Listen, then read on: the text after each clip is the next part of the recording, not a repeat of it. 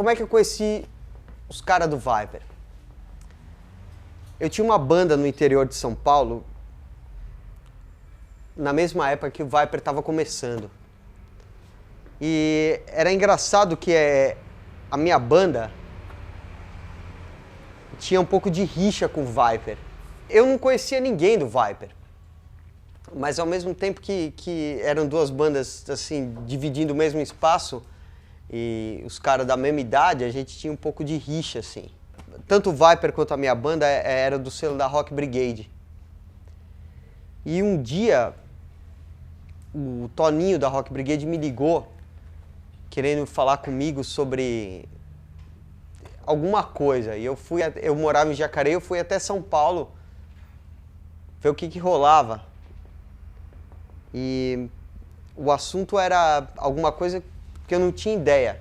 E de repente, quando eu cheguei no lugar, assim, pra fazer a reunião com o Toninho, começou a chegar o Pete, o André, o Felipe, começou a chegar o Ives, todo mundo, e, porra, eu achei, porra, ficou mó clima ruim, porque, na verdade, a minha banda era meio tretada com o Viper. E, de repente, sentaram os caras no meio do... Era um boteco, era uma padaria. Quando eu pus a mão assim pra puxar o cano pra matar os caras, falaram, quer entrar na banda? Eu falei, tudo bem, beleza. Na verdade, os caras estavam fazendo um convite pra eu entrar na banda. Por que o André saiu? Essa acho que foi a pergunta que eu mais respondi em toda a carreira da banda. Ao final dessa turnê, eu comuniquei aos meus colegas a minha intenção de deixar o Viper. E isso se deu por vários motivos. Primeiro que, já na época da gravação do disco, era o ano em que eu tinha acabado de entrar na faculdade de música. Então, eu estava com a cabeça super voltada para aquilo, eu estava completamente apaixonado pela coisa da música clássica e eu queria me aprofundar naquilo, e aquilo é uma coisa que exige muito mesmo. A partir do momento que eu resolvi me dedicar àquilo, eu fiquei mais de um ano só concentrado naquilo, estudando mais de 8 horas por dia de piano clássico e de teoria, enfim. Isso seria incompatível com a banda na época, né? Então, assim, a nossa separação se deu num nível amigável. Por outro lado, eles também tinham me dito que estavam com a intenção de mudar o som da banda, de fazer uma coisa mais crua, com menos arranjos de teclado, com menos arranjos clássicos e tal. Uma coisa que eu respeitei e que foi numa boa naquela época. Vocês sabem que eu já fiz esse discurso 1 milhão de vezes, né, bicho? Mas essa música realmente é dedicada a todos vocês que estão sempre batalhando. Foi feita pra vocês, espero que vocês estejam sempre com a gente onde a gente estiver. Muito obrigado, do fundo do coração. Poxa, vocês até me comovem, muito obrigado. Ele acabou saindo por isso, realmente. E a escolha mais natural na época era o Pete realmente cantar, porque o Pete já cantava antes, desde a época dos shows do Rio Branco e tudo mais. E depois, e ele já era o compositor principal, inclusive fazia as letras e compunha a maioria das músicas. Então era a escolha natural. Na época começou a surgir um monte de André cover, né? Um monte de vocalista querendo cantar igual o André, embora nenhum deles até hoje conseguiu cantar realmente tão bem quanto ele. A minha saída foi mais ou menos paralela do André.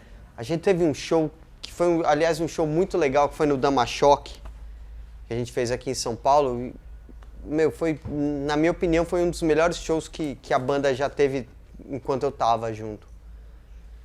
E a partir desse momento, o André não tava mais na banda.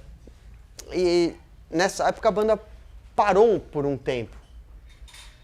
E pra mim foi difícil, porque eu morava no interior, eu não morava aqui em São Paulo e, assim, foi uma época que eu tive que decidir ou apostar ou não na banda. Infelizmente, por um monte de motivos, eu decidi não poder estar mais na banda. Uma hora para outra, tava tudo bem, de repente ele resolveu, sei lá, por quê. Até hoje eu não sei por quê. Guilherme, por que você saiu?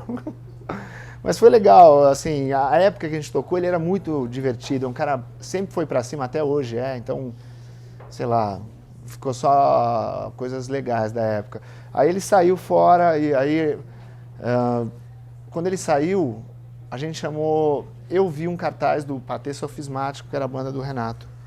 Tocava bastante em alguns bares de São Paulo, com outras bandas que eu tinha, e o Felipe e o Ives um dia me viram tocando. Na época o Guilherme tinha acabado de sair da banda, eles estavam atrás de alguém. O Paulo Zinner, inclusive, que era a batera do Golpe de Estado, tinha indicado o meu nome para eles. Eles me viram tocando, vieram conversar comigo e a gente fez um teste no dia seguinte no estúdio, direto do Viper, né? Ele chegou depois do show e encontrou com o Renato. Ô Renato, pô, legal, você não me conhece? Pô, eu sou o Ives do Viper. Pô, claro, conheço o Viper, o Renato falando.